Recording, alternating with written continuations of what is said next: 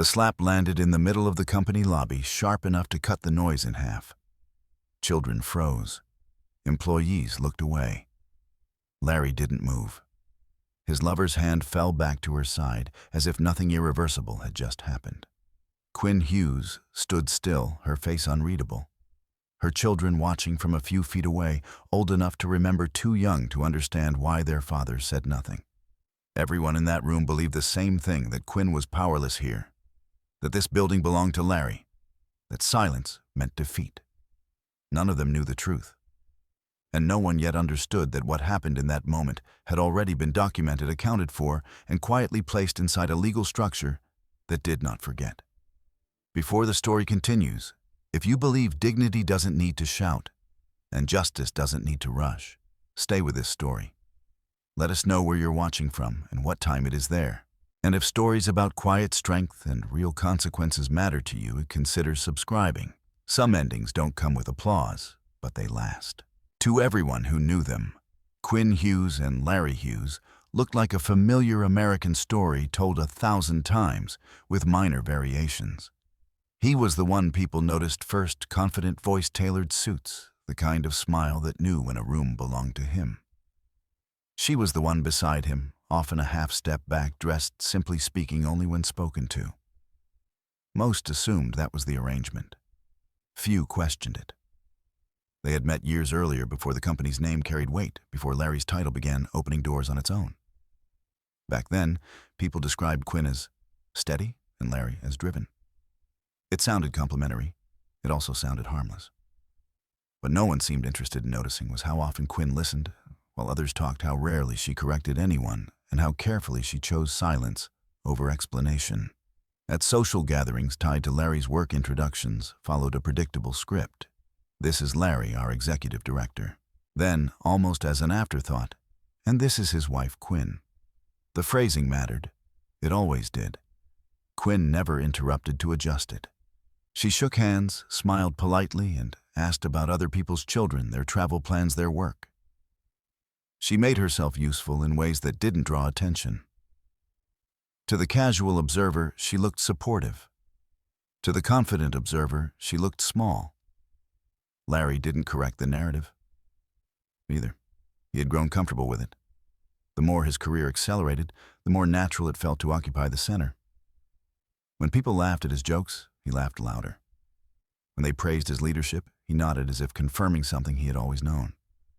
And when they overlooked Quinn, he rarely noticed or pretended not to. At home, the imbalance showed itself differently. Larry talked about meetings, projections, future expansions. Quinn listened, asked short, precise questions, and occasionally reminded him of schedules or deadlines he'd forgotten. He called her organized sometimes, with a smile, sometimes with irritation. He didn't ask why she remembered things he overlooked. He didn't ask how she always seemed to know which decisions would matter later. Their children learned early which parent filled the room with sound and which one filled it with calm. Larry was the storyteller at dinner, reenacting boardroom moments with exaggerated gestures. Quinn cut food, poured water, and watched the children's faces more than her husband's. When the kids interrupted, she answered them quietly, grounding the conversation before it drifted too far into Larry's self-admiration. From the outside, the marriage looked functional, even successful. No public fights, no tabloid-worthy scandals, at least not yet. People mistook the absence of chaos for balance. They assumed Quinn's quiet meant agreement, and Larry's certainty meant competence. In reality, the marriage rested on a misunderstanding so fundamental that no one thought to question it. Quinn had learned early in life that visibility invited assumptions, and assumptions invited mistakes. She preferred to be underestimated. It made rooms simpler to navigate. While Larry enjoyed being recognized, she found freedom in being overlooked. She signed papers without ceremony, attended meetings without introductions, and absorbed information without signaling how she planned to use it. None of that contradicted her role as a wife. It merely existed outside the narrow version of her that others accepted. Larry's confidence grew as Quinn's presence faded in the eyes of his colleagues. He started referring to the company as my responsibility and my legacy. He spoke about risk as if it were something he alone managed, something that bent to his will. When Quinn occasionally corrected a detail at home about a timeline, a partnership, a clause he'd dismissed, he brushed it off. "You worry too much," he told her once. "This stuff is handled." She didn't argue. She rarely did. Arguing suggested disagreement, and disagreement suggested equal standing. Quinn wasn't interested in proving anything to Larry. She was interested in watching how far he would go when no one stopped him. The shift in their marriage didn't arrive all at once. It came in increments: a missed dinner blamed on work, a canceled weekend. Framed as sacrifice, a new tone when he spoke about people who questioned him. Quinn noticed each change, filed it away, and said nothing. Silence for her wasn't avoidance. It was observation. When Larry began bringing colleagues home for informal gatherings, Quinn became part of the background furniture, present, polite, invisible. Conversations about expansion plans unfolded in her living room as if she weren't there. She refilled glasses while people speculated about decisions she had already reviewed in another context. No one asked her opinion. No one thought to. It was during one of these evenings that someone joked, "Behind every successful man is a patient wife." Larry laughed. The others laughed with him. Quinn smiled, a small, neutral expression that revealed nothing. The joke landed cleanly because everyone believed it described reality. None of them understood how literal and how incorrect it was. What they couldn't see was that Quinn's patience wasn't passive. It was deliberate. Every overlooked comment, every casual dismissal, every assumption built a record not written yet, but remembered. She wasn't waiting for permission to act. She was waiting for the moment when action would matter most. By the time Ashley Monroe entered Larry's life, the marriage had already been hollowed out by misinterpretation. Ashley didn't create the imbalance. She stepped into a space that had been quietly prepared for her. Larry mistook novelty for affirmation. Ashley mistook proximity to power for ownership. And Quinn saw immediately what neither of them did. To outsiders, it looked like the beginning of the end. In truth, it was simply the point where the misunderstanding became visible. The marriage everyone thought they understood had never been what it appeared to be. It wasn't built on dominance or submission, strength or weakness. It was built on a single shared illusion that the loudest person in the room was also the one in control. Quinn had never corrected that illusion. She had never needed to. The company had a history that most people never bothered to learn. Not because it was hidden exactly, but because it wasn't flashy. There were no origin myths repeated at conferences. No dramatic garage story, no single charismatic founder standing beneath a spotlight. Its beginnings lived in documents, not anecdotes. In filings, not interviews.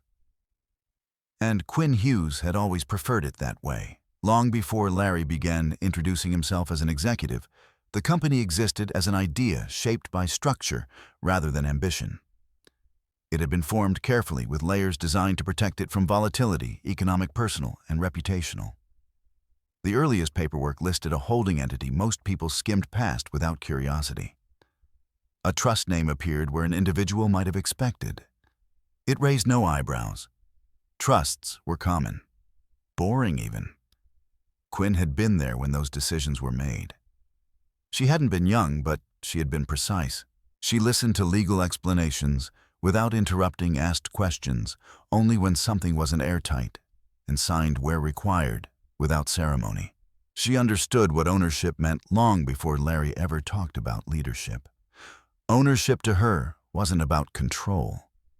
It was about responsibility, about anticipating failure before it happened. Larry entered the company later, when its operations were stable enough to support expansion, and its internal culture was still undefined. He was hired for his energy, his presentation skills, his ability to sell confidence in rooms full of people who valued it. He wasn't brought in as an owner. He was brought in as a steward. The distinction mattered. It always had. At first, Larry treated the role with a kind of earnest enthusiasm. He worked late, volunteered for additional responsibilities, and learned how to speak fluently about strategy without dwelling on the details that made it possible. He was good at being visible. The board appreciated that. Visibility reassured investors. It reassured clients. It reassured people who didn't like reading footnotes. Quinn remained outside that visibility by design. She attended meetings selectively, often without introduction. When she did speak, it was to clarify language, not direction. Her contributions were easy to mistake for support rather than authorship. She allowed that misunderstanding to persist because correcting it would have required explanation. An explanation would have invited attention. Larry never asked why Quinn seemed so familiar with documents he barely skimmed. He didn't wonder why her questions cut directly to the consequences of decisions rather than their optics. He told himself she was simply thorough, organized, detail-oriented, traits he admired but didn't feel threatened by. As the company grew, its internal narrative shifted. Employees began associating Larry's face with its success. His name appeared on panels. His quotes circulated in internal newsletters. Quinn's name appeared nowhere. She didn't request otherwise. In meetings where her presence went unacknowledged, she took notes. In conversations where others speculated about the company's future, she listened for assumptions rather than ideas. The structure that governed the company's ownership remained unchanged. The holding entity stayed in place. The trust stayed intact. No one challenged it because no one believed it would matter. Larry certainly didn't. He treated the legal framework as a formality necessary but inert, something set up long ago that no longer influenced daily operations. What Larry didn't understand was that those early decisions were never meant to be temporary. They weren't placeholders waiting to be replaced by charisma or growth. They were the foundation. Everything else had been built on top of them. Whether the people benefiting from that foundation recognized it or not, there were moments, small, unremarkable ones, when Larry brushed up against the truth without realizing it. A delayed approval he couldn't override. A financial threshold he wasn't authorized to cross without additional signatures. A conversation with legal counsel that ended with language more cautious than he expected. Each time, he shrugged it off. Bureaucracy, he told himself. Red tape. Quinn noticed every one of those moments. She recognized them for what they were: safeguards doing exactly what they were designed to do. She didn't remind Larry of their purpose. She didn't need to. The system wasn't there to teach him. It was there to protect the company from people who assumed power without understanding its limits. When Larry married Quinn, he assumed without discussion that their lives and roles would merge seamlessly. He believed marriage simplified things, that what belonged to one belonged to the other. He never asked how that assumption interacted with corporate law. He didn't consider that personal relationships didn't automatically rewrite legal structures. He treated marriage as an inheritance rather than a partnership. Quinn didn't correct him, not because she agreed, but because she understood the difference between belief and reality. Larry's belief cost nothing, as long as it remained untested. Reality waited patiently. Over time, Larry began speaking about the company as if it were an extension of himself. He referred to my team, my decisions, my risk. People mirrored his language because it made things easier. Simplified narratives always did. No one challenged him because no one thought to look beneath the surface. Even Ashley Monroe, when she arrived, absorbed the story instantly. She saw Larry's confidence as access, his apparent authority, and assumed ownership followed naturally. She didn't ask about structures or signatures. She didn't care who had founded what or when.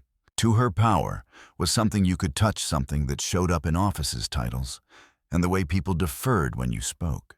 Quinn watched Ashley make those assumptions with the same quiet attention she'd given Larry's earlier ones. The difference was that Ashley's confidence was louder, less careful. She spoke as if proximity granted entitlement. She behaved as if permission had already been given.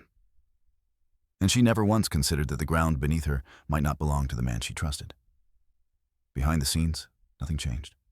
The trust remained. The holding entity remained. The legal framework continued to function indifferent to personal dynamics. Quinn maintained her distance, not out of fear, but out of clarity. She knew when to be present and when to disappear. She knew that power didn't announce itself. It waited. The company was never Larry's. It had simply allowed him to believe it was. And belief, Quinn knew, had a way of collapsing the moment it met documentation. Ashley Monroe entered Larry's life the way momentum often invites disruption, quietly at first, then all at once. She appeared during a period when Larry felt most certain of himself, when his name carried enough weight to open doors without explanation. Ashley noticed that immediately. She noticed how people leaned in when he spoke, how meetings shifted around his schedule, how his confidence filled space before anyone questioned whether it belonged there. They met through work-adjacent circles, fundraisers, networking dinners, events where ambition dressed itself as purpose. Ashley was sharp, attentive, and openly impressed. She laughed at Larry's stories with the right timing, asked questions that allowed him to talk longer, and mirrored his language until it sounded like shared vision. To Larry, it felt validating. To Ashley, it felt strategic. At first, Ashley existed as an abstraction in Quinn's life.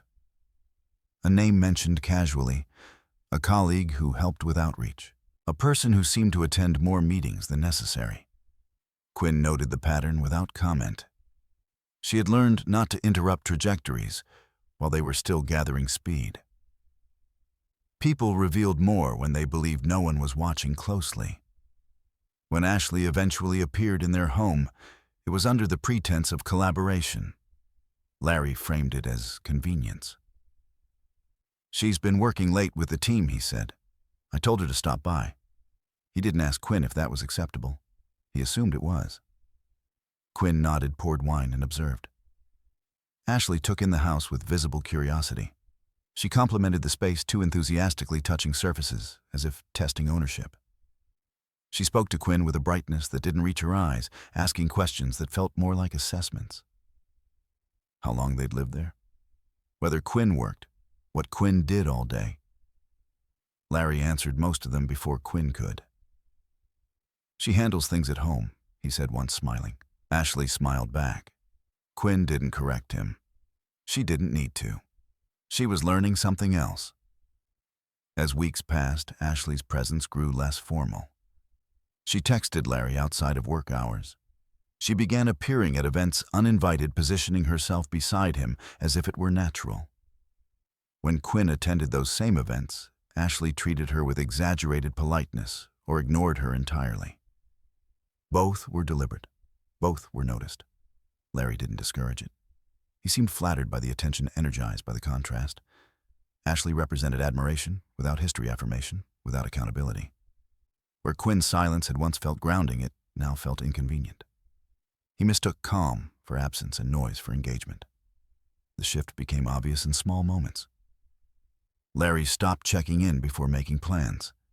He began speaking about his future as if it were separate from Quinn's. He introduced Ashley to colleagues with familiarity that edged toward intimacy. When someone raised an eyebrow, he laughed it off. "She's just ambitious," he said. "Like me." Ashley absorbed that comparison eagerly. She leaned into it, adopting Larry's mannerisms, echoing his opinions, positioning herself as a partner rather than an accessory. With Quinn, her tone sharpened. Compliments turned backhanded. Questions carried judgment. Once, during a conversation about the children's schedules, Ashley interrupted Quinn mid-sentence. Larry didn't notice. Quinn did. At home, the tension thickened. Ashley's name came up more frequently, always in the context of work, always justified by necessity. Quinn asked fewer questions. She didn't need answers. She was tracking behavior, not excuses. Every dismissal, every interruption, every moment Larry chose convenience over respect added weight to a record no one else could see yet. The children noticed before either adult acknowledged it. They asked why Ashley was always around. They asked why she spoke differently to their mother than she did to other adults. Larry brushed off their questions. "You're imagining things he said." Quinn listened. She answered carefully, without assigning blame. She reminded them to be kind. She reminded them to observe. Ashley's confidence grew as Larry's boundaries eroded. She began speaking as if decisions were already made about events, about plans, about roles she assumed Quinn would vacate. When Quinn didn't respond, Ashley took silence as permission. She tested it further. The first overt insult came disguised as concern. "You seem tired," Ashley said one afternoon in front of others. "Maybe you should rest more. These things can be overwhelming." Her gaze flicked briefly toward Larry, seeking approval. He said nothing. His silence landed heavier than words. Quinn met Ashley's eyes and nodded. "I managed," she replied. It was neither defensive nor conciliatory. It was factual. Ashley smiled thinly, unsatisfied. From that point on, the lines hardened. Ashley spoke to Quinn less as a person and more as an obstacle. She referenced Larry's authority, casually implying alignment. "Larry thinks," she would say. Larry decided. Each time Quinn noted the phrasing, authority borrowed was still borrowed. Larry, for his part, began treating Quinn's presence as optional. He stopped introducing her at events altogether. When she attended company functions, he placed Ashley beside him. People assumed roles had shifted. Quinn allowed them to. Assumptions, she knew, had consequences. The escalation was gradual, then sudden. Ashley's behavior grew bolder in public spaces. She corrected Quinn openly. She dismissed her input. She spoke over her in front of the children. Each time, Larry looked away. Each time, Quinn remained composed. What Ashley never understood was that Quinn's restraint wasn't fear. It was calculation. Quinn wasn't waiting for permission to respond. She was waiting for the moment when response would be undeniable. The company's family event, planned as a celebration of growth and culture, offered that moment. Ashley saw it as a stage. Larry saw it as an opportunity to solidify a narrative he'd already begun telling himself. Quinn saw it as a convergence, public space, witnesses, clear lines of accountability. In the days leading up to the event, Ashley spoke openly about her role. She referred to herself as part of the company's future. She implied permanence. Larry didn't contradict her. He seemed relieved not to have to define anything explicitly. Quinn prepared quietly. She reviewed schedules, confirmed details, and ensured her children understood where to stand, when to move, who to stay near. She didn't warn them about what might happen. She didn't need to. Children sensed instability long before adults named it. By the time the event arrived, the dynamic had settled into something brittle. Ashley's confidence had outpaced her caution. Larry's silence had hardened into complicity. And Quinn, standing just outside the narrative everyone else accepted, had stopped wondering how far it would go. She already knew. Quinn Hughes learned early that silence could be more precise than speech. Words invited interpretation. Silence, when chosen, deliberately preserved facts exactly as they were. As Ashley's behavior grew more overt and Larry's indifference hardened into pattern, Quinn didn't withdraw. She narrowed her focus. She stopped reacting. She started recording. Not in ways anyone could see. There were no dramatic confrontations, no whispered phone calls behind closed doors. Quinn documented the ordinary. She saved emails that included casual authority phrases like, "I've decided, and we're moving forward," sent by Larry without approval he didn't technically have. She archived calendar invites where Ashley appeared as a decision-maker rather than a participant. She took note of dates, locations, and witnesses when boundaries were crossed in public spaces. At first, even Quinn didn't label what she was doing as preparation. It felt more like alignment, like ensuring that what she knew internally matched what could be proven externally. She wasn't building a case. She was building clarity. Larry interpreted her quiet as resignation. He mistook her lack of objection for consent. When he made unilateral decisions about travel, about appearances, about who stood beside him, he assumed the absence of protest meant acceptance. He didn't realize that protest would have disrupted the record Quinn was allowing to form. Ashley, emboldened by Larry's silence, became less careful. She sent messages from Larry's account with his permission. She spoke on calls she wasn't invited to. She corrected staff publicly. Each action left a trail. Quinn followed it without comment.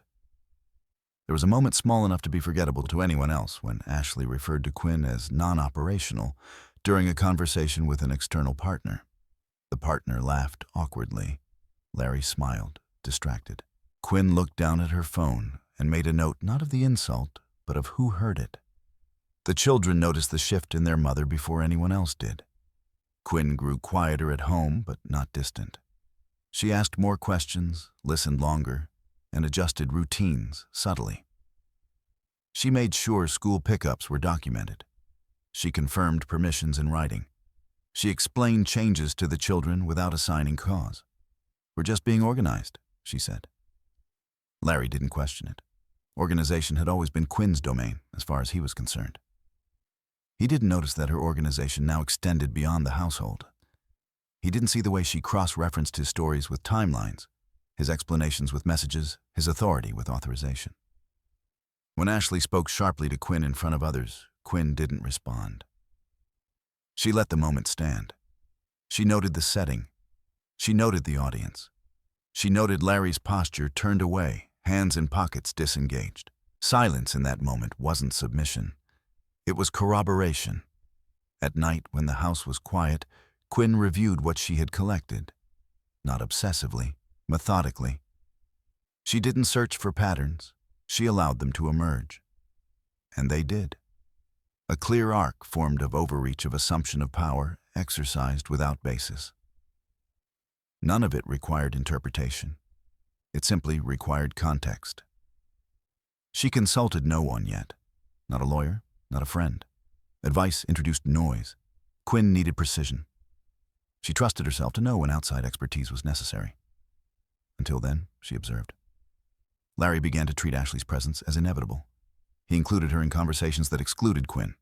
He deferred to her opinions. He allowed her to speak for him. Each time, Quinn took note of the implicit delegation. Authority borrowed too freely always revealed itself eventually. Ashley's tone toward Quinn shifted from dismissive to openly contemptuous. She spoke to Quinn as if she were an inconvenience, a remnant of a previous arrangement. She made jokes that landed uncomfortably, then smiled when no one challenged them. Quinn did not challenge them. She documented them. The company culture reflected Larry's unchecked confidence. People followed cues. They mirrored his behavior. They began overlooking Quinn, intentionally assuming that was the correct posture. Quinn didn't correct them. She watched how quickly respect could be withdrawn when permission was implied. One afternoon, Quinn overheard Ashley refer to the company as ours in a conversation that included staff members. Larry didn't correct her. Quinn made a note of that too, not of the word, but of the silence that followed it. It would have been easy to confront them privately, to demand clarity, to assert boundaries. Quinn understood the temptation. She also understood the risk. Private confrontations dissolved into denial. Public behavior created records. She chose the record. As the family event approached, Quinn's preparation intensified. She reviewed schedules. She confirmed guest lists. She noted which spaces were designated as company property. She ensured that everything unfolded within environments governed by policy and oversight. She wasn't orchestrating conflict. She was ensuring accountability. Larry, meanwhile, spoke openly about the event as a celebration.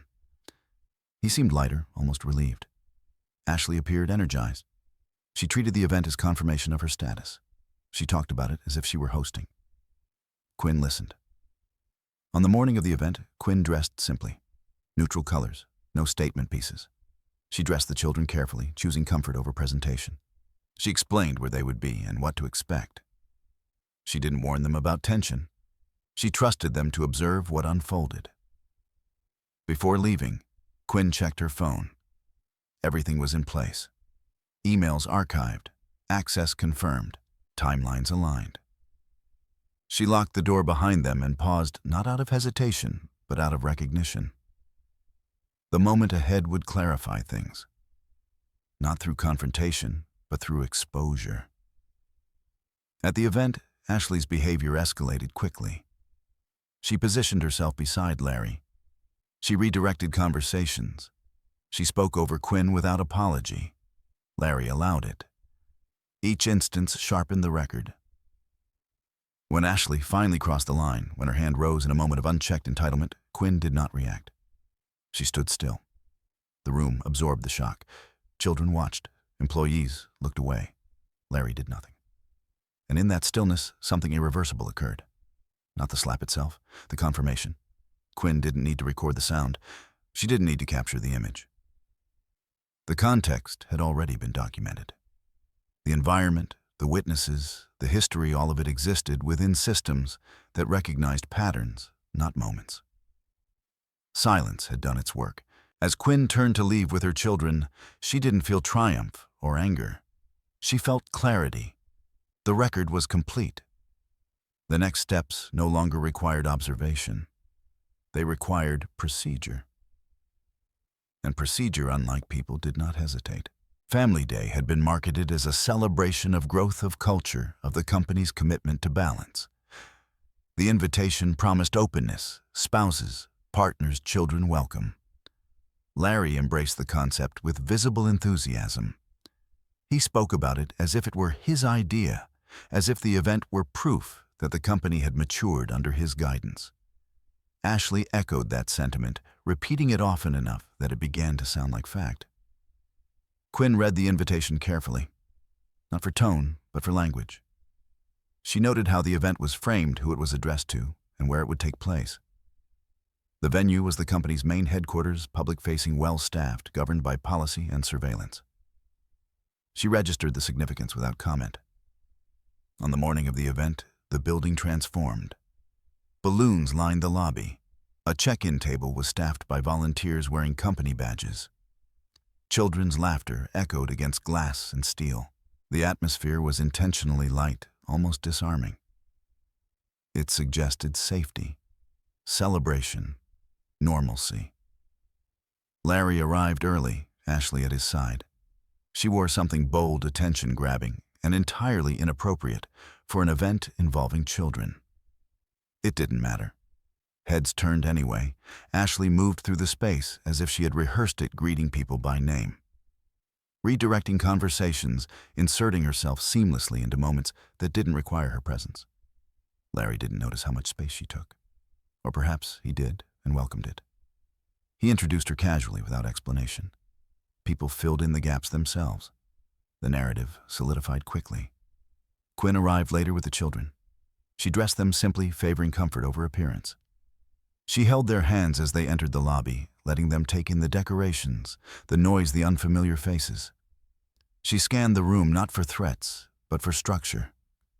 Cameras, security, signage, points of exit. When people saw Quinn, reactions varied. Some smiled politely. Others looked surprised, as if unsure she was supposed to be there. A few glanced toward Larry, seeking cues. He didn't look back. He was engaged in conversation with Ashley, laughing loudly. Ashley noticed Quinn immediately. Her expression shifted, subtle, quick. She said something to Larry, who glanced over briefly and then turned away. The dismissal was quiet but unmistakable. The children gravitated toward the activity tables set up along one side of the lobby. Quinn stayed close without hovering. She spoke to them softly, reminding them where she would be if they needed her. She positioned herself where she could see them and be seen. Not hidden, not central, observable. As the event unfolded, the imbalance became more pronounced. Ashley took on the role of host without invitation. She directed volunteers, she corrected staff. She stood beside Larry during impromptu speeches, nodding as if in agreement with decisions she had no authority to make. Larry allowed it. His silence functioned as endorsement. Quinn observed how others responded. Some followed Ashley's lead, assuming legitimacy. Others hesitated, sensing something was off, but unwilling to question it publicly. The company's culture, built on deference to perceived authority, did the rest. At one point, a senior employee approached Quinn, hesitating. "I didn't realize you'd be here today," they said awkwardly. Quinn smiled politely. "I was invited," she replied.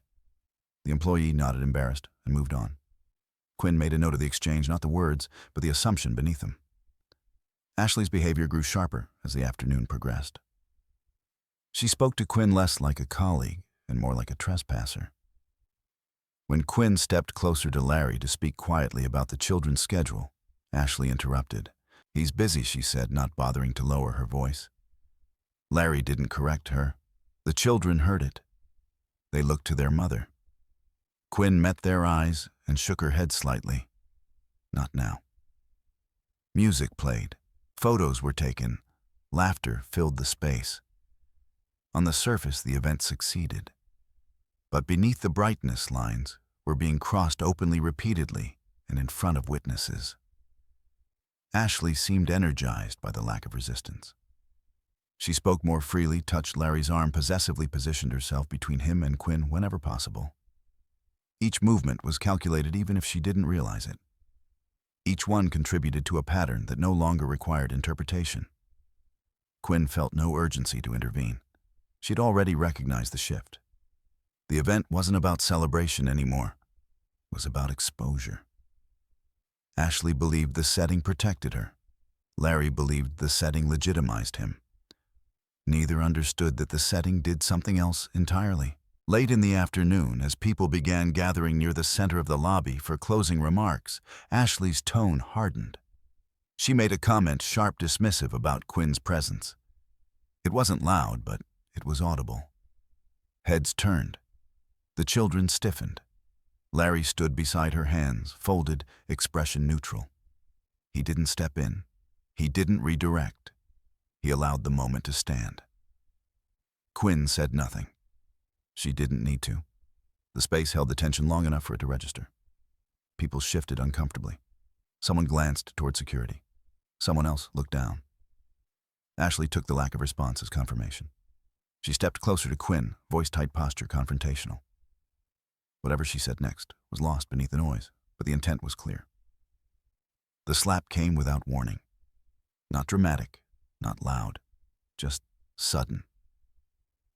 Sound dropped out of the room in the way it does when something irreversible happens in public. Children froze. Adults looked away. A few gasped. Larry didn't move. Quinn stood still. Her face remained composed. She did not raise her voice. She did not return the gesture. She placed a hand on her child's shoulder and breathed. In that moment, the event stopped being a celebration. It became a record. Security moved uncertain. Staff hesitated, looking for direction. Larry remained where he was caught between shock and self-preservation. Ashley's hand fell back to her side, as if she hadn't realized how far she'd gone. Quinn didn't wait for an apology. She didn't look at Larry. She gathered her children calmly and turned toward the exit. As she walked away, eyes followed her, not with judgment, but with confusion. The room buzzed with questions no one asked aloud. And in that confusion, one thing became unmistakably clear. Whatever story people thought they were watching had just ended. Another one had already begun. What followed the slap did not resemble chaos. There was no shouting, no scramble of bodies, no dramatic escalation. The stillness that settled over the lobby was heavier than any outburst could have been. It pressed down on the space, forcing everyone present to register what had happened, without the distraction of noise. Security approached hesitantly, unsure who to address first. Their training emphasized de-escalation, but the moment didn't fit any familiar category. A family event. Children present. An act of violence that was brief, contained, and undeniably witnessed.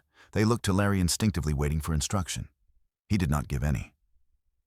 Ashley stood where she was, her posture rigid, her expression shifting too slowly to mask surprise. The confidence that had carried her through the afternoon faltered, not into regret, but into calculation. She scanned the faces around her, assessing reaction, gauging consequences. She did not look at Quinn. Quinn moved with deliberate calm.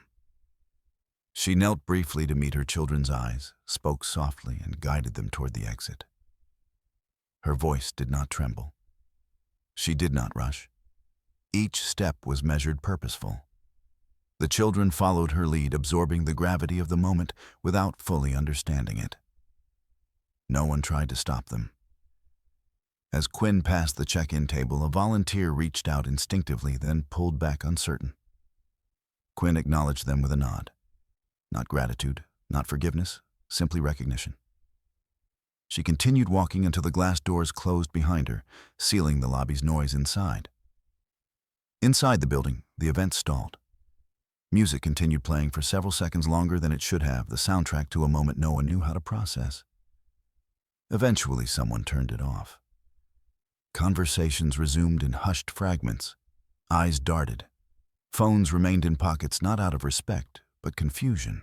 Larry stood alone near the center of the lobby, aware for the first time that his silence had been noticed.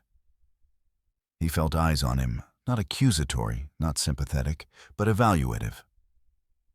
He attempted a laugh, a gesture that usually reset rooms. It landed nowhere. "Let's all take a breath," he said, voice too loud. No one responded. Security finally addressed Ashley, asking her to step aside. She complied, irritation flashing across her face before she smoothed it out. "This was a misunderstanding," she said to no one in particular. The words echoed uncomfortably. Larry followed them, speaking in low tones, attempting to frame the incident as isolated, emotional, unfortunate. He spoke as if context could undo contact, as if proximity to authority could soften consequence. Meanwhile, Quinn and the children sat in the car outside. The engine remained off.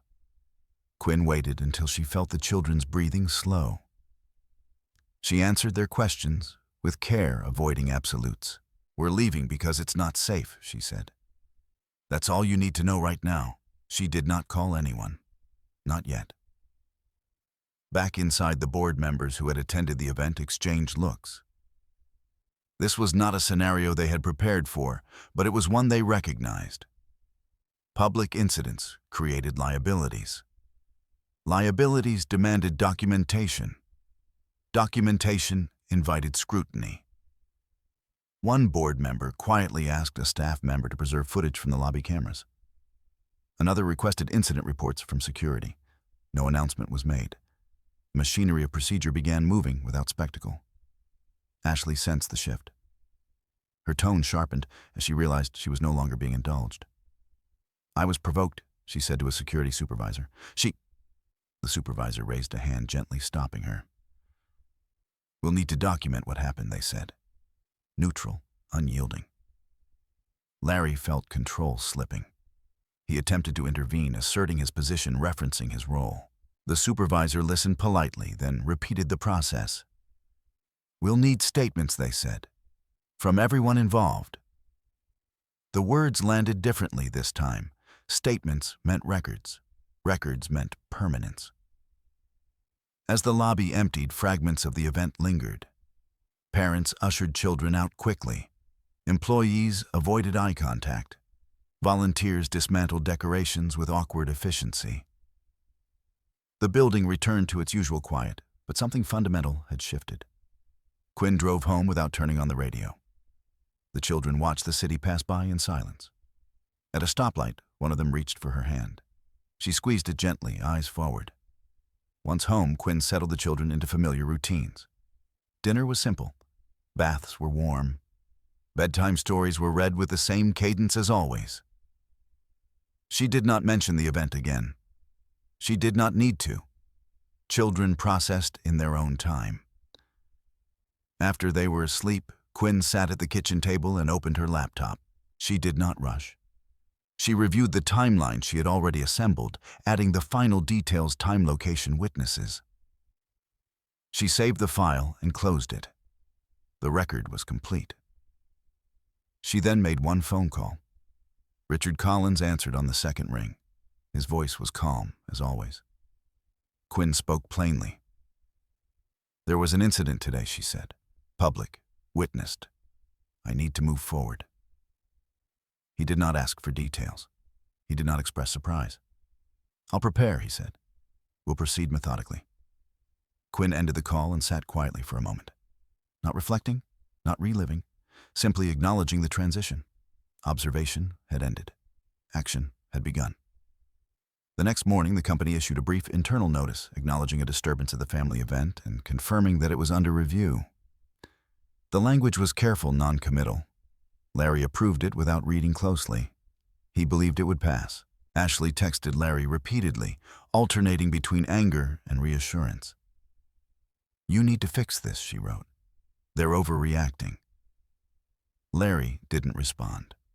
Within hours, formal requests were issued.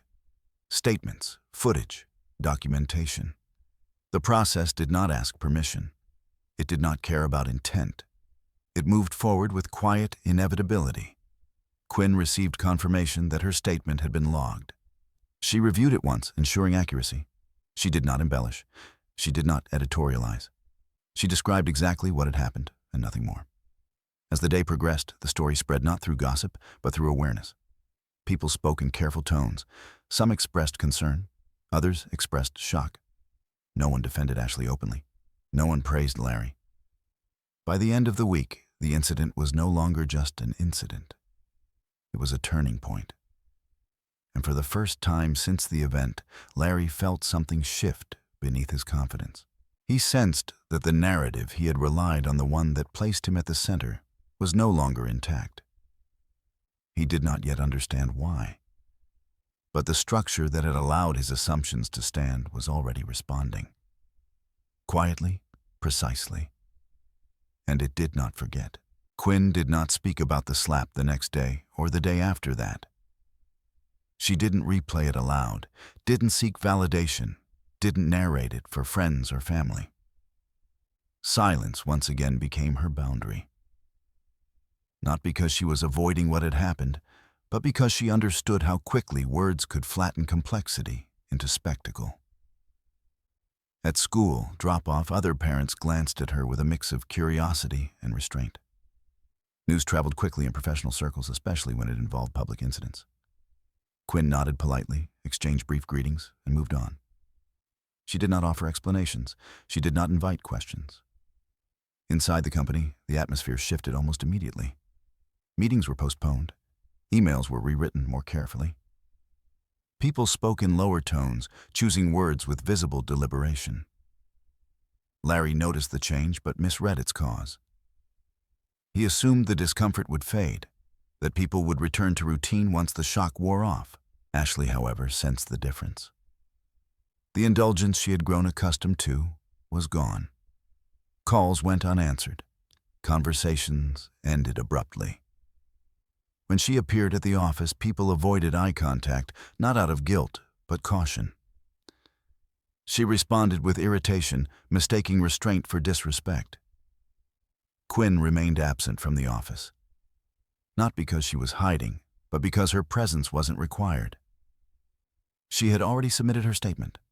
The process no longer depended on her visibility. It depended on accuracy. At home, Quinn focused on consistency. Breakfast happened at the same time.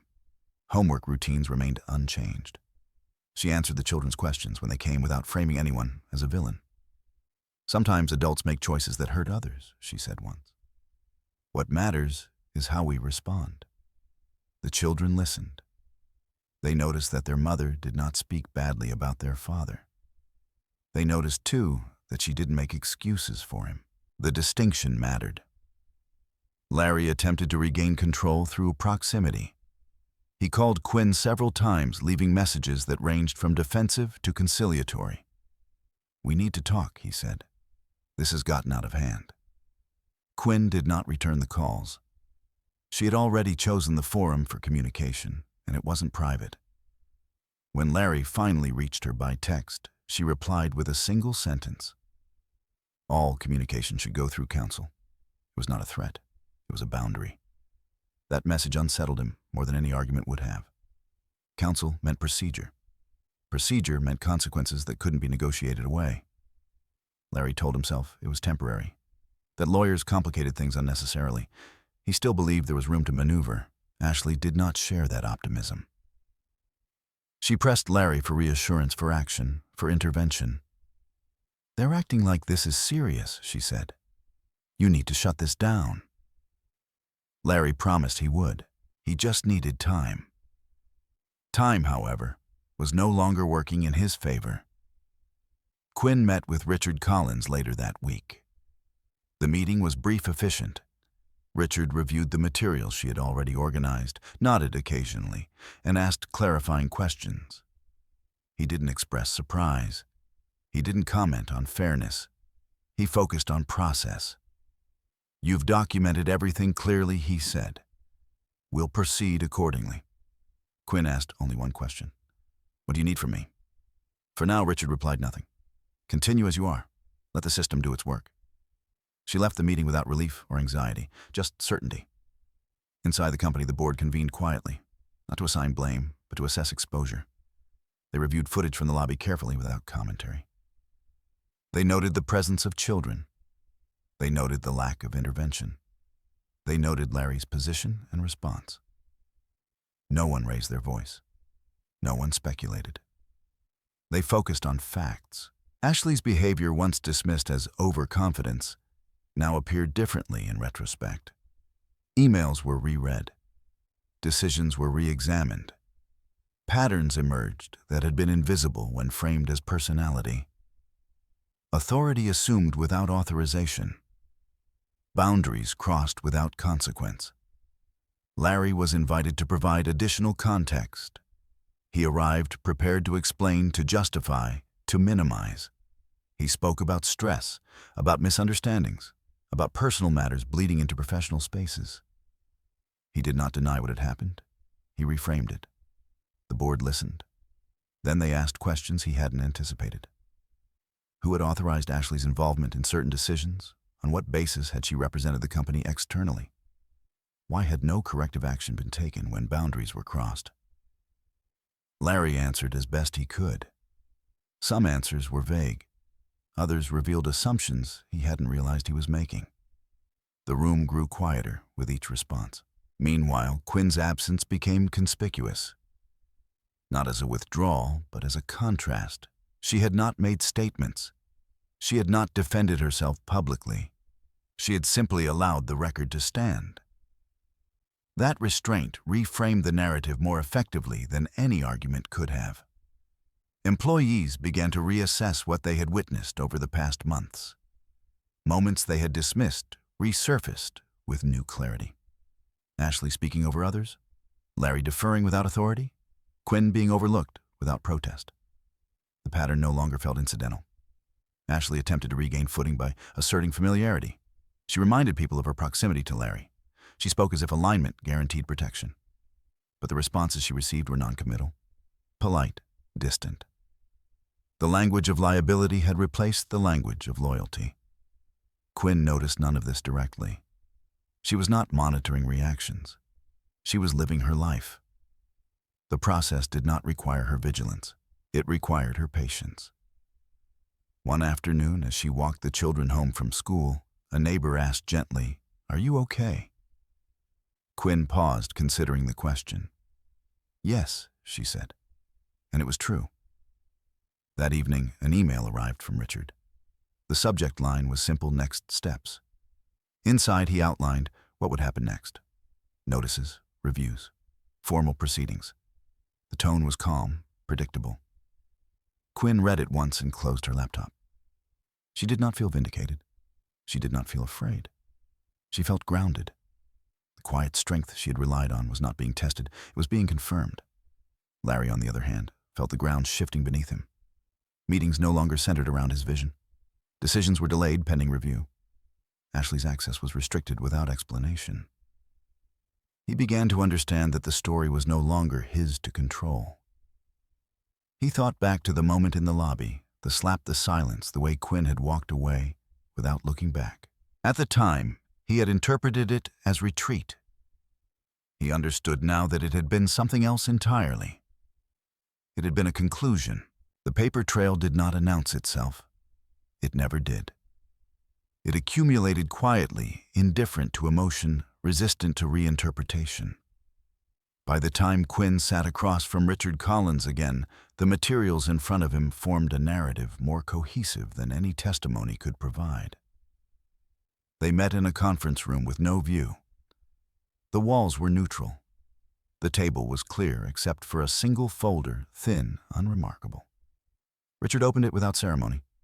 Inside were timelines, emails, calendar entries, authorization logs, and financial access records. None of it was dramatic. All of it was precise. "This isn't about the incident alone," Richard said. "The incident just clarified scope." Quinn nodded. She had already understood that. The slap was not the beginning of the case. It was the point at which denial became untenable. Richard moved through the documents methodically, occasionally pausing to confirm details. "This email," he said, tapping the page, "establishes that Larry made a commitment outside his authority." He turned another page. "This calendar invite shows Ashley representing the company without designation." Another pause. And here, this is where the assumption becomes actionable. Quinn did not interrupt.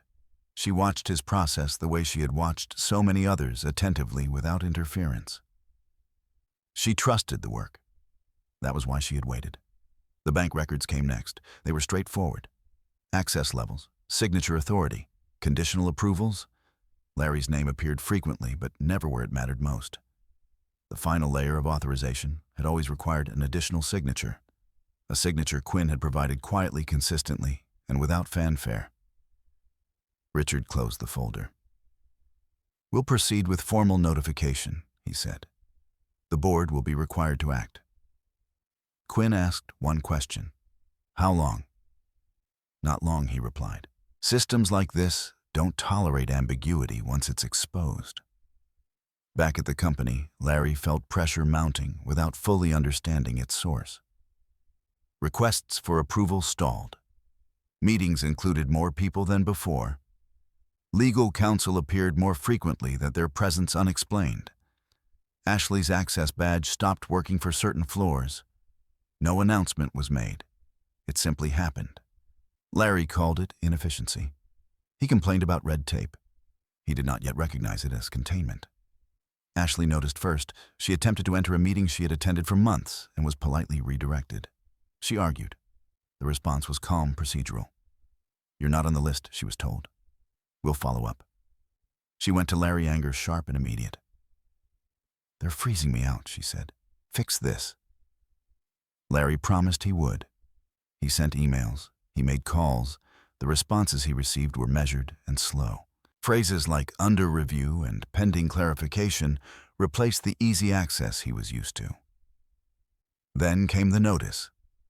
It arrived as an email addressed to the board, copied to legal counsel and select executives. The subject line was neutral. The content was not. It outlined concerns regarding unauthorized representation, improper delegation of authority, and exposure to liability. It referenced the incident at the family event, only briefly as context, not centerpiece. Larry read it twice, then a third time. His name appeared repeatedly, but not as owner. As agent, as representative, as employee. That distinction landed with weight. He requested a meeting immediately. The board scheduled one not urgently, but promptly. The tone mattered. Urgency suggested panic. This was not panic. This was procedure. Ashley attempted to attend. She was told the meeting was restricted. She waited outside, pacing, rehearsing arguments no one would hear. Inside the boardroom, Larry sat alone. The questions were direct, not accusatory, not emotional. The board wanted explanations for specific actions, specific decisions, specific assumptions. Larry answered defensively at first, then more cautiously as the pattern became unavoidable. Each answer confirmed what the documents already showed. At one point, a board member asked, "On what basis did you believe you had authority to make that commitment?" Larry hesitated. The honest answer was uncomfortable. He had believed it because no one had stopped him. He offered something else instead. "It was in the company's best interest," he said. The board member nodded. "Intent is an authority," they replied. Silence followed. It was not hostile. It was conclusive. Meanwhile, Quinn received updates through Richard. Each message was concise. Reviews underway. Access being evaluated. Temporary measures implemented. She acknowledged receipt and returned to her day. She took the children to school. She went grocery shopping. She answered emails unrelated to the company. The work continued without her visible involvement. That too mattered. When the bank flagged the accounts, it did so without drama. A review triggered safeguards. Signature authority was restricted pending clarification. Transactions paused. Notifications were sent. Larry discovered this when a routine transfer failed. He called the bank frustration sharp. The representative was polite professional. "Your access is currently under review," they said. "We've notified the appropriate parties." "Who authorized this?" Larry demanded. The representative consulted the record. "The account owner," they replied. The words hit harder than any accusation could have.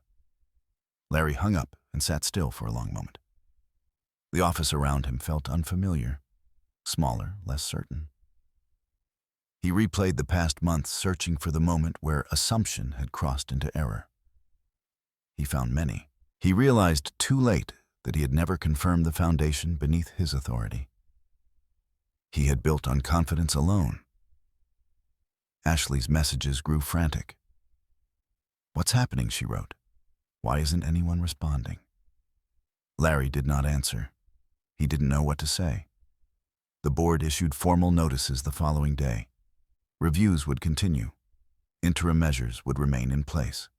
Cooperation was expected. Quinn received confirmation that the bank records had been secured, that access had been clarified, that the structure she had relied on was now visible to those who needed to see it. She felt no urge to confront Larry, no desire to explain. The documents spoke clearly.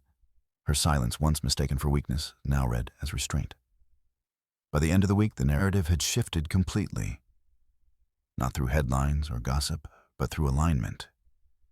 Systems recognized what people had overlooked. Authority settled where it had always belonged. Larry sat alone in his office, the walls stripped of certainty. Ashley's absence felt conspicuous. The company moved forward without him at the center. Meetings happened. Decisions were made. He was informed, not consulted. Quinn stood in her kitchen that evening, watching her children do homework. The house was quiet, stable. She closed her laptop after reading one final message from Richard. "The record is clear," it said. "We proceed." She turned off the light and joined her children unburdened by the need to say anything at all. The boardroom no longer felt like Larry's territory. Even before the meeting officially began, he sensed it, the way the chairs were arranged, the way people avoided informal conversation, the way legal counsel sat closer to the center of the table than usual. Nothing about the room was hostile. That was what unsettled him most. Ashley was not invited. She waited in the lobby, pacing near the elevator's, phone in hand. She had dressed carefully, choosing authority over style, but it didn't matter. No one asked her to join. No one explained why. Each time the elevator doors opened, she glanced up, hopeful. Each time they closed, she grew more rigid. Inside the boardroom, preparation unfolded quietly. Documents were distributed, laptops opened. No one rushed. The meeting was not reactive. It was corrective. Larry arrived early and chose a seat near the end of the table, a subtle shift from his usual position. He told himself it was temporary. Optics. He still believed his presence carried weight. He just needed to remind them. The chair called the meeting to order. The agenda was concise. No grand statements, no preamble about values or culture. The first item addressed recent events briefly, factually. The incident at the family event was acknowledged as a matter of record, not interpretation. Security reports were referenced. Footage was noted. The language was careful and restrained. Larry waited for the pivot, for the moment when the discussion would turn to context, to explanation, to mitigation. It didn't come. Instead, the conversation shifted to governance. A board member spoke calmly about fiduciary responsibility. Another addressed compliance. Legal counsel outlined the scope of authority assigned to executive roles and how those boundaries had been exceeded. Each point was supported by documentation Larry had seen, but never truly examined. When Larry attempted to interject, he was acknowledged politely, then redirected. "We'll come back to that," someone said. They did not. The preparation for this meeting had been thorough. Larry realized that too late. The board was not reacting to embarrassment. They were responding to exposure. The distinction mattered. Ashley, still waiting outside, began to understand that something fundamental had changed. She called Larry again. The call went to voicemail. She texted instead, the messages growing sharper. "They can't do this. You need to stop them. This is your company." Larry read the messages without replying. For the first time, the phrase "your company" felt hollow. Inside the room, legal counsel introduced a set of interim measures, oversight committees, temporary restrictions, clarifications of authority. None of it was framed as punishment. It was framed as protection. Protection for whom Larry asked, his voice tight. For the company, the counsel replied, neutral, unmoved. A document was projected onto the screen, a simplified ownership structure. Boxes, lines, names. The holding entity sat at the top unchanged. Beneath it, layers of management responsibilities and permissions unfolded clearly. Larry searched for his name in the upper tiers. It wasn't there. He felt heat rise in his chest. "That structure is outdated," he said quickly. "It doesn't reflect how the company actually operates." The response was immediate and calm. "It reflects how the company is governed," the chair said. "Operation does not override ownership." The room fell quiet. Not dramatically, just enough. Someone asked about communication protocols. Someone else raised concerns about reputational risk. Larry answered where he could. Each response revealed another assumption he had treated as fact. He realized he had been operating on belief rather than confirmation for longer than he wanted to admit. When the meeting adjourned, no conclusions were announced, no verdict delivered. That absence unsettled him more than a reprimand would have. The process was ongoing. The ground beneath him remained unstable. Ashley intercepted him in the hallway as soon as the doors opened. "What happened?" She demanded, her voice low but urgent. "Why was I excluded?" Larry looked at her, really looked at her, and saw not partnership, but liability. "This isn't the time," he said. Her expression hardened. "So that's it? You let them sideline me?" "They didn't sideline you," he replied. "They clarified." She laughed, sharp and humorless. Clarified what Larry didn't answer. He walked past her, leaving her standing alone, in a space that no longer responded to her presence. Word spread quietly through the company, not as gossip, but as awareness. People adjusted behavior instinctively. Emails became more formal. Requests were routed differently. Ashley's name disappeared from conversations entirely. No announcement explained it. No one asked why. Quinn observed none of this directly. She received updates through Richard, each one brief and procedural. Interim governance measures approved. Access under review. Further meetings scheduled. She acknowledged each message and returned to her day. That afternoon, she attended a school event with her children. She sat in a folding chair, applauded when appropriate, and smiled at familiar faces. No one mentioned the company. No one mentioned the incident. She appreciated the normalcy. Stability mattered now more than visibility. Larry returned home late that evening. The house was quiet. Quinn had already put the children to bed. He stood in the kitchen for a long moment, uncertain what to say, uncertain whether speaking would make anything better. He found a note on the counter. It was brief. "Please communicate through counsel. We'll discuss arrangements when appropriate." The restraint of it struck him harder than anger would have. There was no accusation, no demand, just boundaries. Ashley's messages flooded his phone. He silenced it. The following days brought more meetings, more documents, more clarifications. Larry's role narrowed incrementally. Decisions were made without him. He was informed after the fact. The shift was subtle, but unmistakable. Ashley attempted to assert herself again, sending emails, requesting meetings. The responses were uniform. "We'll follow up. This matter is under review. Please direct inquiries to legal." She confronted Larry again, this time openly furious. "You're letting them erase me," she said. "You're letting her win." Larry flinched at the word win. He realized then that he had misunderstood the situation from the beginning. This wasn't a contest. There were no sides to cheer for. There was only alignment and consequence. Quinn, meanwhile, prepared quietly. She reviewed documents Richard sent. She signed where required. She did not attend meetings. She did not make statements. Her absence allowed the process to proceed without distortion. The board scheduled another meeting. This one would address leadership continuity. Larry was informed. Ashley was not mentioned. As the date approached, Larry felt something settle in his chest, not panic, not anger, but recognition. He had mistaken presence for power, proximity for ownership, silence for consent. The boardroom was preparing to formalize what the documents had always shown, and for the first time, Larry understood that there would be no argument that could change that. The email arrived at 8:12 a.m., timed with deliberate precision, not early enough to feel aggressive, not late enough to suggest hesitation.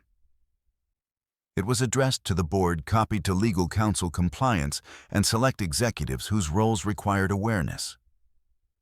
Larry received it because his position still obligated disclosure, not because his input was expected. The subject line was plain: ownership, clarification, and governance alignment. Larry opened it, standing in the kitchen, coffee untouched beside him. The tone was formal, restrained, and unmistakably final. It did not accuse. It did not explain. It stated. The email outlined the company's ownership structure in language stripped of interpretation. The holding entity, the trust, the designated beneficiary, the signing authority. Each element referenced prior filings, existing agreements, and unaltered documents. Dates were included.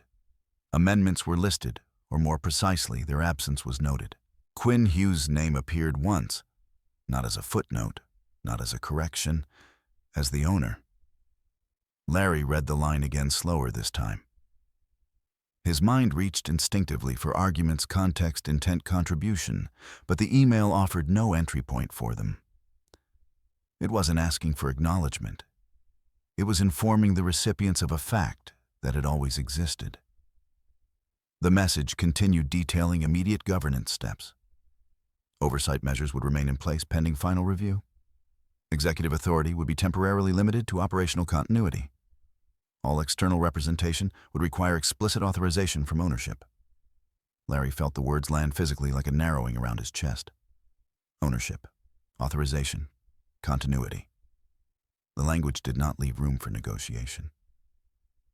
He scrolled to the bottom, searching for some indication of tone, an apology, a justification, a signature that might soften the blow. There was none. The email ended with a formal sign-off from legal counsel, followed by standard confidentiality language. It was done. Across town, Quinn read the same email in her kitchen, seated at the table with her laptop open and a notebook beside it. She read it once, then closed the screen. She did not reread it. She did not forward it. She did not respond. The email had not been written for her. The boardroom reaction was immediate and contained. Some members nodded as they read. Others leaned back, absorbing the clarity. No one expressed surprise. The documentation had prepared them. The email merely aligned the conversation. Legal counsel followed up within the hour, outlining next steps. Formal ratification, updated disclosures, external communication protocols. Everything proceeded according to sequence. Larry arrived at the office later that morning to find the atmosphere altered in a way that could not be dismissed as temporary. People acknowledged him politely, but the deference was gone. Conversations paused when he entered, then resumed without adjustment. He was no longer the center of alignment. Ashley learned about the email indirectly. She wasn't copied. She saw it referenced in a forwarded message that stopped short of explanation. Her name appeared nowhere. She stormed into Larry's office without knocking. "What is this?" she demanded, holding up her phone. "Why is everyone acting like she owns the place?" Larry didn't answer immediately. He stared at his desk, at the objects he'd arranged carefully over years, awards, framed photos, symbols of authority he had believed permanent. "Because she does," he said finally. Ashley laughed, sharp and incredulous. "That's not possible." Larry met her gaze. "It's not new." The room fell quiet. Ashley's expression shifted from disbelief to calculation. "Then why didn't you say anything?" she asked. Larry didn't respond. He had no answer that didn't indict him. Ashley paced the room, voice rising. So all this everything was built on a technicality? Larry shook his head slowly. It wasn't a technicality, he said. It was structure. The word seemed to enrage her. Then fix it, she snapped. You're still in charge. You can, I'm not, Larry said. The finality of it surprised them both. Ashley stared at him, searching for defiance. Finding none, she turned away, fury giving way to something closer to panic. You let this happen, she said. Larry did not disagree. By midday, the board convened again, briefly this time. The purpose was not debate. It was confirmation. The email had aligned understanding. The document supported it. The next steps required execution, not discussion. A motion was made to formalize governance adjustments in accordance with ownership. It passed unanimously. Quinn received confirmation through Richard. One line, the board has ratified alignment. She replied with 2 words. Understood. No celebration followed. No press release.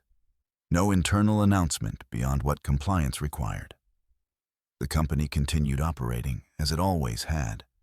Only now authority flowed in the direction it had always been designed to. Larry spent the afternoon in meetings where he spoke less and listened more. He was asked to provide transition support, to ensure continuity, to cooperate fully. The language was courteous, the expectation was clear. Ashley attempted to regain ground by reaching out to others, board members, executives, even staff she believed loyal. The responses were uniformly polite and distant. This matter is resolved. Please coordinate through legal. We appreciate your understanding. By evening, her access badge no longer worked at all. Quinn picked up her children from school and stopped for groceries on the way home. She cooked dinner. She asked about homework. She read stories at bedtime. The world outside her home was adjusting to a truth she had never needed to announce. Later that night, she sat alone in the living room, the house quiet around her. She did not reflect on vindication or loss. She considered only what came next. Ownership carried responsibility.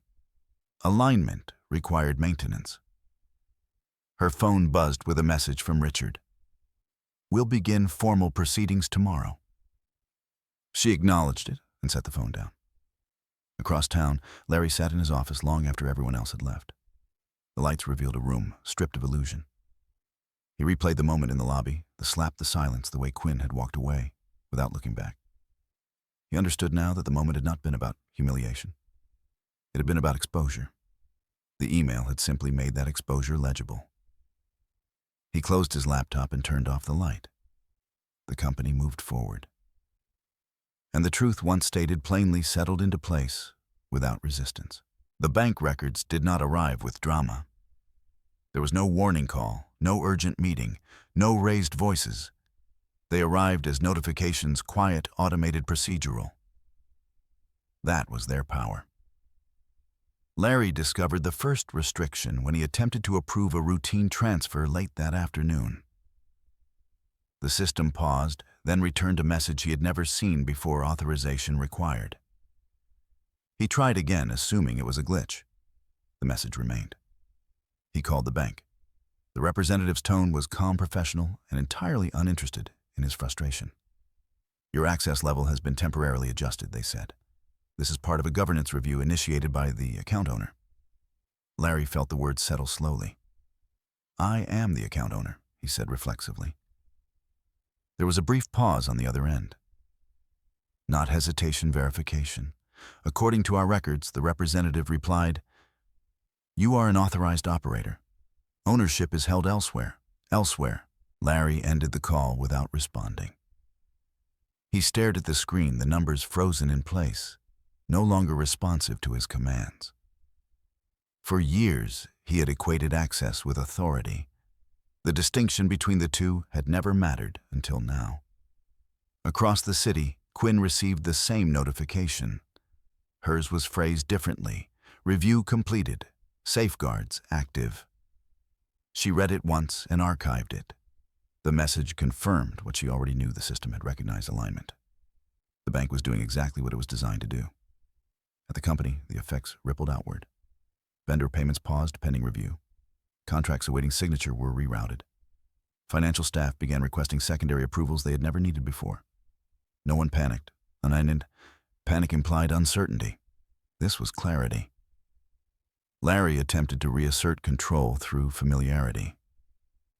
He stopped by the finance department, leaning casually against a desk, asking for updates. The response was polite but firm. "We're following updated protocols," he was told. "Legal will advise." Ashley arrived moments later, her energy-sharp eyes scanning for allies. "What's going on?" she demanded. "Why are things stalled?" The finance director met her gaze evenly. "Access has been restricted pending review," they said. "We've been instructed not to bypass safeguards." Ashley scoffed. "By whom?" The answer came without emphasis. Ownership. The word landed hard. Ashley turned to Larry, searching his face for denial. He didn't offer it. His silence, once protective, now exposed him. "You let her do this," Ashley said, her voice low and incredulous. Larry didn't respond. He had begun to understand that letting had never been part of the equation. Ashley's frustration escalated into panic. She called contacts, sent messages, attempted to schedule meetings. The responses she received were uniformly measured. "Under review. Please direct inquiries to counsel. We'll follow up." By the end of the day, she was effectively cut off, not through confrontation, but through process. Quinn met with Richard again that evening. He walked her through the implications of the bank's actions. "This isn't punitive," he said. "It's protective. The safeguards ensure no further exposure while governance is clarified." Quinn nodded. "And Larry, his role will be evaluated," Richard replied. "Access follows authority. Authority follows ownership." She did not ask what that evaluation might mean. She already understood. At home, Quinn focused on what she could control. She reviewed household accounts, confirmed stability, and ensured the children's routines remained unchanged. The external turbulence did not enter her home. That boundary mattered. Larry, meanwhile, felt the ground give way beneath assumptions he had never questioned. He attempted to frame the bank's actions as temporary. A misunderstanding. Something that could be reversed with the right conversation. But every call led back to the same answer procedure. The following morning, the board received a formal report from the bank outlining the actions taken. It confirmed restricted access, enhanced oversight, and compliance with ownership directives. The report was clear, thorough, and final. The board acknowledged it and moved on. Ashley learned the full extent of the restrictions when her personal credit card tied indirectly to company reimbursements was declined. She stared at the receipt in disbelief, then at the cashier, as if waiting for the system to correct itself. It didn't. She called Larry immediately. "Fix this," she said. "This is humiliating." Larry listened in silence. He could hear the edge in her voice, the fear beneath the anger. He recognized it because he felt it too. "I can't," he said finally. The line went quiet. That afternoon, Ashley attempted to access the company building again. Her badge did not register. Security approached politely, asking her to wait while they verified. She left before they returned. Word spread quietly, not as gossip, but as awareness. The company's internal systems were aligning with its legal structure. People adjusted without complaint. Clarity simplified things. Quinn received confirmation that all financial safeguards were in place, that no unauthorized transactions had occurred, that exposure had been contained. She forwarded the message to Richard and returned to her day. There was no satisfaction in the news, only resolution. Larry sat alone in his office as the day ended, surrounded by screens he could no longer command. He thought back to moments he had dismissed Quinn's questions, her quiet corrections, her insistence on documentation.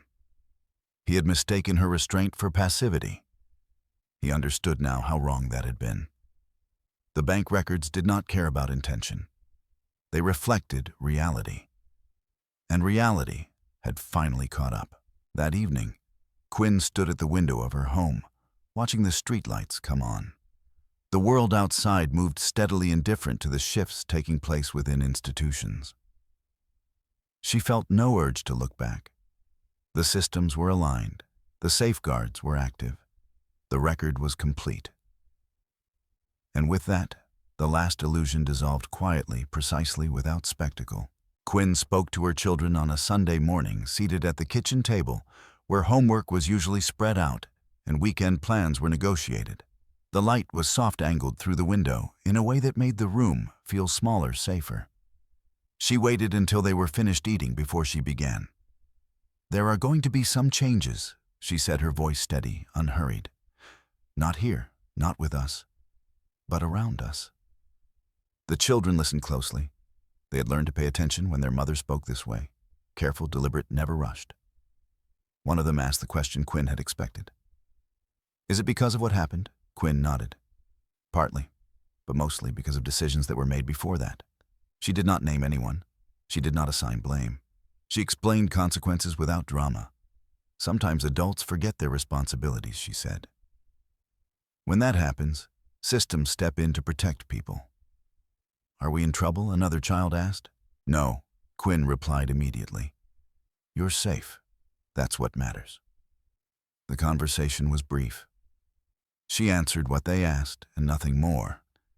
She did not burden them with adult complexity. She trusted them to understand what they needed to understand now, and to ask later if they needed more. At school the next day, teachers noticed the children were quieter but focused. They completed assignments, participated when called on, and returned home without incident. Quinn maintained routines deliberately. Structure was reassurance. Consistency was protection. Larry requested time with the children through counsel. Quinn agreed with conditions. Supervised, scheduled, clear. She did not deny him access. She redefined it. The first visit took place in a neutral space, a park with open sight lines and benches spaced far enough apart to allow distance without isolation. Quinn stayed nearby, not intruding, not withdrawing. The children approached their father cautiously at first, then relaxed into familiarity. Larry watched Quinn from across the park, searching her face for something: anger, triumph, resentment. He found none. She did not intervene when conversations grew awkward. She did not correct Larry when he spoke too quickly, over-explaining, trying to restore a sense of normalcy. She trusted the children to navigate their own relationship with him. Her role was not to mediate feelings. It was to ensure safety. After the visit, one of the children asked, "Is Dad mad at you?" Quinn considered the question. "Your father is dealing with consequences," she said. "That can look like anger sometimes. It doesn't mean he doesn't love you." "Do you still love him?" the child asked. Quinn paused. "I care about what's right," she said. "That's what I want you to learn from this." At the company, the implications of the governance changes filtered into daily operations. Departments adjusted reporting lines. Projects were reassigned. Decisions were reviewed. None of it was framed as punishment. It was framed as correction. Larry attended fewer meetings. When he did attend, he spoke carefully, choosing words with visible restraint. He was no longer deferred to automatically. The shift was subtle, but absolute. Authority now followed documentation, not familiarity. Ashley was absent entirely. Her name ceased to circulate. When it did appear, it was in reference to process clearance, revoked access, terminated matters closed. The company moved forward without commentary. Quinn did not attend the office. She did not need to. Ownership did not require presence. It required stewardship. She reviewed reports sent through Richard, asked questions when necessary, and signed off on actions that aligned with long-term stability. Her involvement was quiet, exacting, and effective. At home, the children adjusted gradually. They stopped asking why their father didn't come over as often. They began talking about school projects, friends' plans for the summer. Quinn listened, attentive, grounded. The house regained its rhythm. One evening, as they worked on a puzzle together, a child asked, "Why didn't you yell when it happened?" Quinn placed a piece carefully before answering. "Because yelling wouldn't have protected you," she said. Being calm did. The answer seemed to satisfy them. Larry struggled with the visits. He wanted to explain himself, to justify, to reclaim something he felt slipping away. Quinn's presence, calm, observant, made that impossible. She did not challenge him. She did not endorse him. She simply held the boundary. After one visit, Larry lingered. "You didn't have to do it this way," he said quietly. Quinn met his eyes. "I didn't do anything to you," she replied. "I did what was necessary." He searched for an argument and found none. She wasn't punishing him. She was protecting their children. As weeks passed, the children began to understand the shape of the new normal. Their father existed in their lives differently. Their mother remained constant. The contrast taught them something no lecture could have. At school, one child wrote an essay about responsibility, how systems exist to keep people safe, and how silence can sometimes be stronger than shouting. The teacher commented on its maturity. Quinn read it later that evening, said nothing, and placed it carefully in a folder. Richard updated Quinn on the legal proceedings related to custody and final governance decisions. Everything was proceeding smoothly. No surprises, no escalations. The clarity Quinn had insisted on from the beginning continued to guide outcomes. Larry's role at the company narrowed further. He was offered a transition plan, time-limited, supervised, defined. He accepted it without protest. Resistance would have served no one. Ashley attempted to contact Quinn once through an indirect channel. The message was brief, defensive, and accusatory. Quinn did not respond. Silence here was not avoidance. It was refusal to engage. The children asked fewer questions as time passed. They observed more than they spoke. They noticed that their mother did not celebrate. They noticed that she did not speak badly of anyone. They noticed that when things went wrong, she focused on repair rather than blame. One night, as Quinn tucked them into bed, one of them said, "You're strong." Quinn smiled gently. "Strength isn't about winning," she said. "It's about keeping things from breaking." The systems had done their work. The boundaries held. The children were safe. That was enough. The exit did not come with headlines. There was no announcement, no press conference, no formal farewell that invited commentary. It unfolded through filing signatures and carefully worded agreements that reduced a shared life into delineated responsibilities and obligations. That was how Quinn wanted it. Precision left less room for distortion. The divorce proceedings moved efficiently. Not because they were easy, but because they were clear. Quinn did not contest for leverage. She did not pursue public vindication. She focused on custody arrangements, financial separation, and the preservation of stability for the children. Each request was measured. Each boundary was explicit. Larry's counsel attempted early negotiations framed around reconciliation, cooling-off periods, reconsideration, the suggestion that public perception could be managed with time. Quinn declined through her attorney. The response was courteous and final. There would be no private negotiation to dilute what had already been established. When Larry read the terms, he searched for hostility and found none. There was no attempt to humiliate him. No clauses designed to punish. The structure mirrored the approach Quinn had taken throughout protection without spectacle. Custody was shared, scheduled, supervised where necessary. The children's routines were preserved. Their schools remained the same. Their weekends followed a predictable rhythm. The agreement prioritized consistency over convenience. Larry agreed to it without protest. The alternative would have invited scrutiny he could not afford. Financial separation followed the same logic. Assets were delineated according to ownership contribution and existing documentation. There were no surprises, only confirmations. Larry retained what he had earned independently. He lost what he had assumed. The difference mattered. At the company, Larry's transition concluded quietly. His final day passed without ceremony.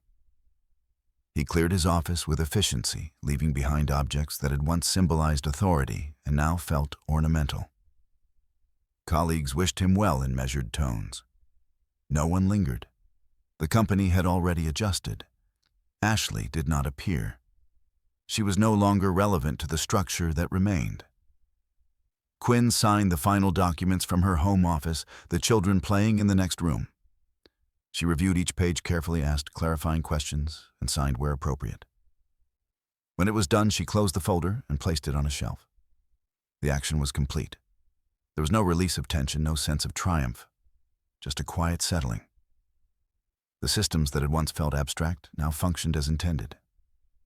The marriage ended not with confrontation, but with alignment. Larry moved into a smaller apartment across town. He furnished it sparsely, favoring function over comfort.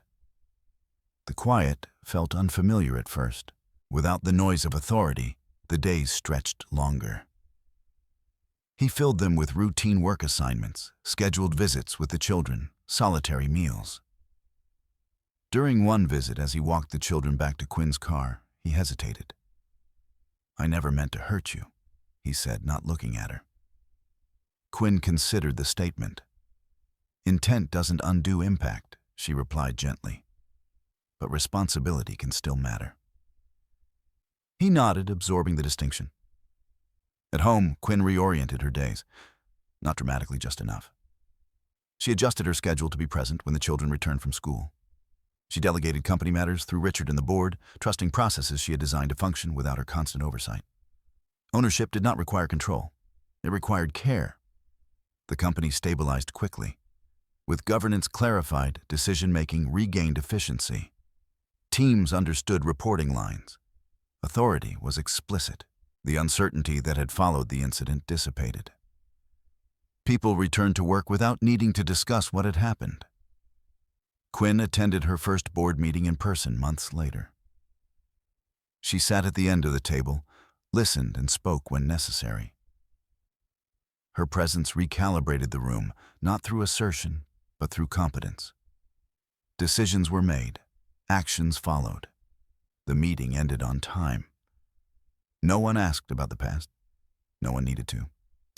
The children adapted to the new arrangement with resilience that surprised no one who knew them well. They learned to pack bags on certain days. They learned that homes could be different without being unstable. They learned that boundaries could exist without hostility. One afternoon, while helping with a school project, a child asked, "Are we done now?" Quinn smiled. "We're settled," she said. "That's better than done." Larry continued his work under a narrower scope, supervised and time-limited. He complied with expectations. He learned to ask before acting. The humility came slowly, unevenly, but it came. Consequences had a way of teaching what confidence alone never could. Ashley attempted to resurface once more, reaching out to contacts she believed would advocate for her. The responses were polite and firm. The matter was closed. The door did not reopen. Quinn did not mark the end of the marriage with ceremony. There was no symbolic gesture, no ritualized closure. Life simply moved forward. She focused on the present, on school schedules, on long-term planning, on the small decisions that accumulated into stability. One evening, after the children were asleep, she stepped outside onto the porch and sat quietly. The street was calm. The air was cool. She did not think about what she had lost or what she had gained. She thought about what had been preserved. The exit had not been dramatic. It had been deliberate. And in that deliberation, Quinn found something more durable than victory. What remained after everything settled was not silence, but steadiness. The company continued operating without interruption, its systems now aligned with the reality they had always been built to support. Projects moved forward. Decisions followed clear channels. Authority no longer depended on who spoke the loudest or occupied the most visible space. It rested where documentation placed it quietly, indisputably. Quinn did not step into visibility simply because she could. She resisted the temptation deliberately. Ownership to her was not a performance. It was stewardship. She reviewed quarterly reports, approved strategic shifts, and delegated operational leadership to people whose competence she trusted. The absence of drama was not an accident. It was design. When she did attend meetings, she spoke briefly. She asked questions that revealed assumptions rather than asserting conclusions. People adjusted quickly. They learned to prepare more thoroughly. They learned that clarity mattered more than charisma. Over time, the culture shifted not toward reverence, but toward accountability. Larry's presence in the company faded gradually. His transition period ended as scheduled. There was no confrontation, no public acknowledgement. His name simply stopped appearing on agendas. He moved on to consulting work elsewhere, under tighter structures with roles clearly defined. The lesson lingered even when the setting changed. Their interactions as co-parents became functional, scheduled, respectful, brief. Quinn did not revisit old grievances. Larry did not press for reconciliation. They spoke about school events, medical appointments, logistics. The children adjusted, absorbing the new normal with a resilience that came from consistency rather than reassurance. On one occasion after a school recital, Larry lingered beside Quinn as the crowd thinned. "You handled everything with restraint," he said quietly. "I don't think I understood that before." Quinn nodded once. "Understanding usually comes after consequence," she replied. There was no bitterness in her voice, just observation. Ashley disappeared from their lives entirely. Her name became irrelevant, her presence unnecessary. Quinn did not track where she went or what she did next. Some stories ended not with closure, but with distance. That was enough. Months passed. Seasons changed. The incident that had once felt defining receded into context. It was not forgotten, but it was no longer central. It existed as a reference point, a moment that clarified what mattered and what did not. One afternoon, Quinn received an email from a junior employee she barely knew. It thanked her not for intervention, but for example. "It's easier to do the right thing when leadership is clear," the message read. Quinn archived it without reply. At home, life regained its texture. Mornings were busy, evenings were quiet. The children grew more confident, more articulate. They asked better questions. They noticed when adults avoided responsibility and when they accepted it. Quinn answered honestly, without oversharing. She trusted them to form their own understanding. One night, while helping with a history assignment, a child asked, "Do you think people change?" Quinn considered the question. "People can," she said. "Systems change more reliably." The child nodded, thoughtful. Quinn spent less time thinking about the past and more time planning for the future. Not reactively, but intentionally. She invested in long-term initiatives, education programs, mentorship structures, safeguards designed to prevent the kind of drift that had allowed assumptions to flourish unchecked. Prevention, she believed, was a form of care. The company benefited from that philosophy. Turnover decreased. Reporting became clearer. People spoke up earlier. Mistakes were addressed before they became incidents. Quiet strength reshaped culture more effectively than any mandate could have. There was no moment of public recognition for Quinn. No feature articles. No celebratory announcements. She preferred it that way. Visibility invited narrative, and narrative invited distortion. She valued precision. On the anniversary of the family event, Quinn did not mark the date. It passed unnoticed. The children had soccer practice. Dinner needed cooking. Life continued. Later that evening, as she watched the children fall asleep, she reflected briefly not on what had been taken from her, but on what had been protected. Dignity, stability, truth. She had not needed to raise her voice. She had not needed to humiliate anyone in return. The systems had spoken for her, and they had spoken accurately. Quiet strength had not demanded recognition. Legal justice had not required spectacle. The slow burn had not exploded.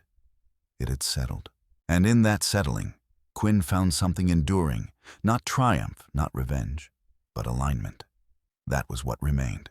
If you stayed with this story until the end, thank you for your patience.